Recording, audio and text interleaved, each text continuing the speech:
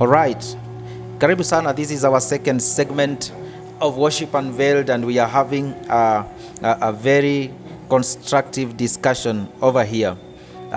We have just laid a foundation, and time seems to be moving very fast. I want to read a word here, Apostle, with your permission. Yes, please. And then we can discuss it from there. In Romans 12 verse 1 is a verse that is very common. People know it. That I beseech you therefore, brethren, by the mercies of God, that you present your bodies a living sacrifice, holy, acceptable to God, which is your reasonable service. Yes. Very important. Yes. Now, in relation to worship leaders and worship teams, and even before we went for a break, you mentioned something about a worship leader who keeps hopping from one church to the other. Yes. And now, in relations to this word, Romans 12, verse 1, how are we supposed to carry ourselves as worship leaders who minister to God and who lead the congregation into worshiping God? Okay. The worship leader and the worship team. Perfect. Yes. What I can say is worshippers should understand that the worship leaders should understand they are drivers. They are drivers. You drive people into the throne of God to present a worship. Wow. And you know, a driver requires to be sober more than anyone else who is in the vehicle. That's true. The passengers can even sleep. That's true. The conductor can even sometimes even be left somewhere. But the driver should concentrate. Yes. Be able to be focused on where he is going. So a few things a worship leader must understand. Number one, people follow you depending with how deep you are. People cannot go beyond your level of understanding of God as a worship leader. Please say that again. If you start leading people here, yes, they can't go beyond the fire you can go in worship. Wow. Unless when they are in their private sessions. But when you are doing it corporately, we so much depend on the one leading us. Wow. Because he is the driver of the worship. And you know, I cannot arrive in Nakuru when my driver is in Naivasha. That's true. It makes no sense. Yeah. So the driver must lead. Yeah. And he must remain focused until it is presented to God. That's why a leader should not be distracted by even instrument, by what someone is not lifting the hands there. Stay connected. Make sure what you are taking to God is presented to God. Wow. So number one, maintaining your focus is very important. Number two, your conduct matters. The kind of life you live. Yes. How you conduct yourself in life. Your character matters a lot. Because God will not just take worship because it is a good song. Yeah. You look at the worship based on that scripture. He says, present your bodies. Yes. Give out your bodies to me as a worship. It means before I sing the song, my body should really be a worship. By living a holy life. Yes. That is the essence of that worship. Yes. Apostle Paul that's your reasonable service to God. Yes, the reasonable so service. So if my body is not holy, even if I know how to create songs that look like those of angels, then I will not be able to worship God well. God demands it to be done by a sanctified vessel. Remember, worship is like in God's food. And you don't receive food from any plate. Yes. No matter how food is sweet, decay, you cannot eat from a dirty plate. That's true. Hata kama ni fish ama whatever you like so much.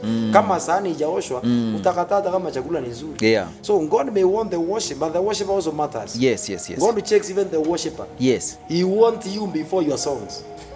Powerful. Yes. That's very powerful. Yes. Yani hatuwezi kula chakula ni kizuri lakini kiko kwa sahani chafu. Yeah, iwezekani. Hata kama ni tamu namna gani. Yes. That's very powerful. Yes. So our bodies should come first. They should be worship before even a song proceeds from the body. Correct. Such that we don't just sing because we are gifted. You know, you can sing from the place of talent. Yes, from talent. That position. Yes. Yeah, and you can sing from the position of revelation. Yes. Of who God is to you. And then you decide to live a holy life. From there now, songs will begin to emanate from you. Yes. But there was a question I was asking myself sometime. Yes, sir. Taking, for example, a worship leader somewhere in a church, very gifted. Of course, spiritual life is personal. Sure. If somebody did a lot of things na huko we may not know. We can't know. Sure. But now for example taking a worship leader mwingine alijichanganya na huko but still has to lead. Will that worship leader, can that worship leader hinder the move of God? Thank you for that question. Because he is the one leading us, he's the driver now, but God needs to bless his people. Yeah. But now the one who is leading us, amejichanganya. Can he hinder the move of God? Or God will still do whatever he purposed to do? Sometimes in such a situation, God may decide because of the zeal of those who have come to that meeting to be impacted.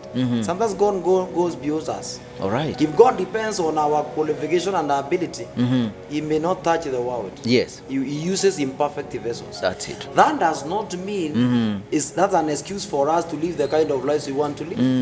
Because we will want a reward from this worship. That's it. So don't just do it because you are now the one leading. You should ask yourself, am I rewardable? Okay. What I have presented to God, is it worthy? Can I even ask him, Lord, I was in that service, please remember me? Yes. Am I qualifying for a reward? Yes. So beyond you just presenting and taking those 10 minutes and making sure you have used them very well, you should ask yourself, how has that impacted my life? Because after worshiping God, that worship should bring impact into your life. That's it. God is not asking you for anything. He is looking for a place to reward you. That's it. But he does not just reward anything. It must meet the threshold of what is rewardable by God. Wow. Yes, sir. That's powerful. Yes. So we are just vessels. Yes. So God will still do whatever he purposed to do. God will do that. Yes. But you, the worship leader, you will be limited. You'll be limited. Because there are things you may never access. Yeah. Yes. So wewe utatumika tu kama mfereji ya maji inapitisha maji. Yes. Na maji ikitoka hapo inabaki hiyo mfereji imekauka because maji ilipita na haikuweka reserve. Our worship minister is leading the church. Watu wanapona, watu wanapokea miujiza. But he himself, kiangalia maisha yake, so many things unsettled. Yes. Yeah. Maybe there's something which is not done in him. Yeah. Kuna mambo hajashida. Yes. Yes. Let's talk about something that has been... maybe it's okay. Worship is sacrifice. Yes. And you know, for something to be sacrificed, it has to be dead. Yes. So you, the worshiper, you must be dead in so many things. If what you are really coming to present is a worship, you must have died in some things. Yes. You cannot be a worshiper when you are alive. That's it. Some things must die in you. That's it. The natural part of us should die. Yes. Yes. Wow, that's powerful. Let's talk about verse 2. Yes. That says, do not be conformed to this world.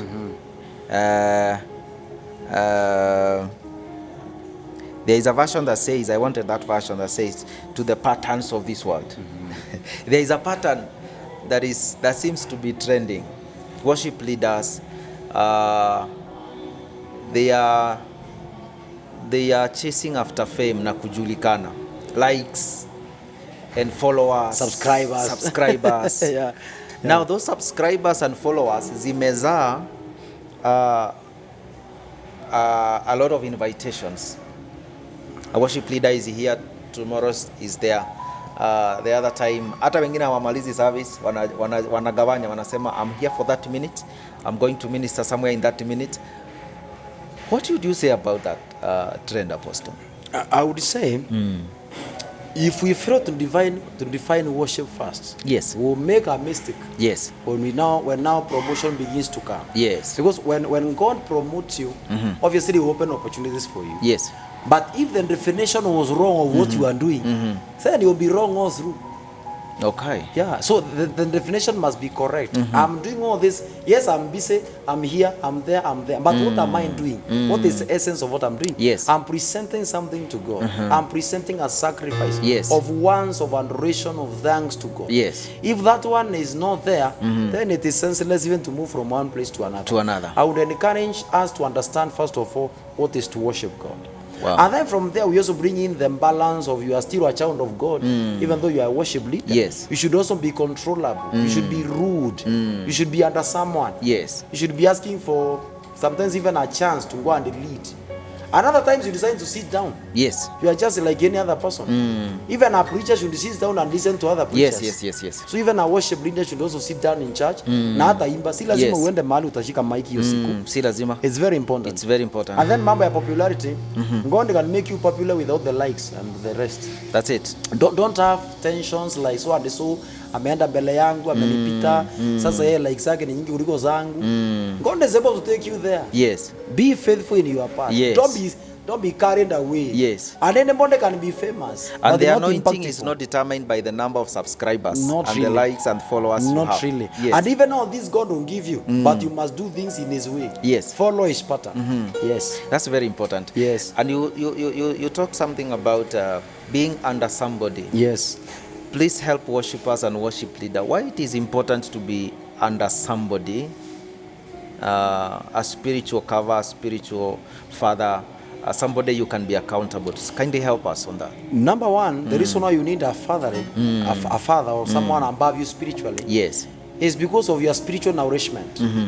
Because worship is in two fronts. There is the place of presenting to God something and also ministering to people. All right. Our worship is a minister. Yes. He releases something from his reservoir of ministry Right. to the people he is leading.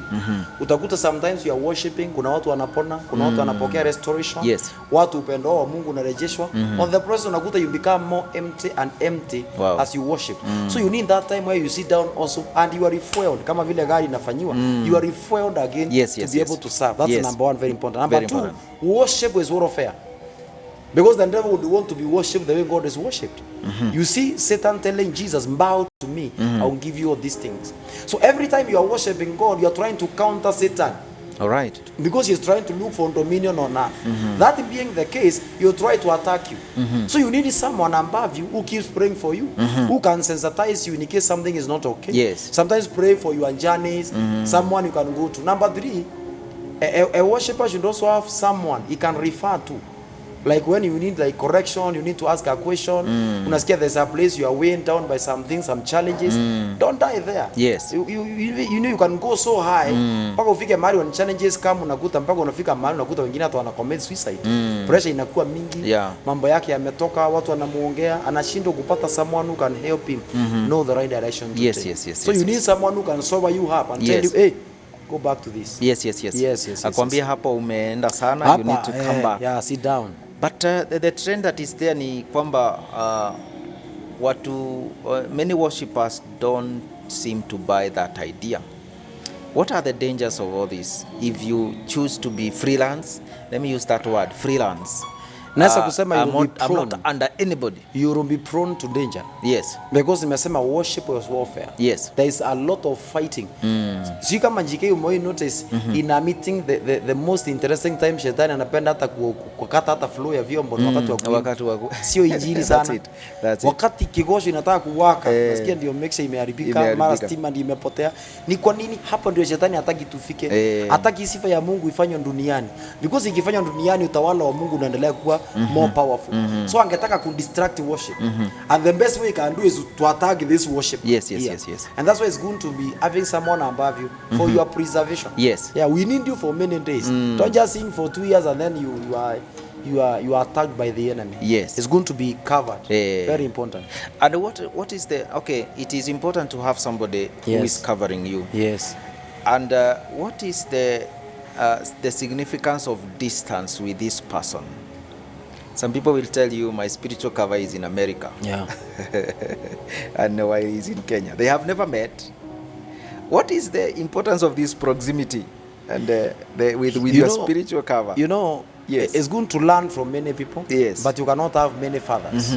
You need to have someone who you can call at ease. Yes. Because on the internet, yes. when the man of God is preaching all over, you call your father. Yes. He does not talk in your context, GK. He even maybe doesn't know Hata ajui nini. So yeah, anaweza ongea whatever ataongea na hata ongea in your context. Yeah, kuna that's personal true. issues. That's true. Na kuna zingine utanipata nikiongea mtandao kama mimi baba yako na niko USA. Yeah. So you need someone you can go to. Yes. Someone you can make a call and write an SMS na kwambie, oh yeah, I understand your situation. Yes. Do 1, 2, 3. Yes. So however we may learn from many people, yes. we need to have someone you can go to. Mtu anaweza kukosoa kwa ofisi, muangaliane hivi. Mwambie nimekusikia baba. Yeah. Ama mama. Yeah. Yes. Na kuna yule mwingine hajui hata jina lako, lakini because he has a big name we want to associate with them.